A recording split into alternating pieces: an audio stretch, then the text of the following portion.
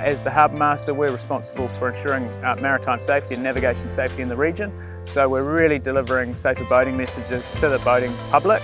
But the point of difference today is that we're using a drone to deliver safety messages. And so we've got this fantastic industrial drone with a loudspeaker on it. That's taking off here from the foreshore, and it's being flown over the boats and broadcasting key safety messages to boaties.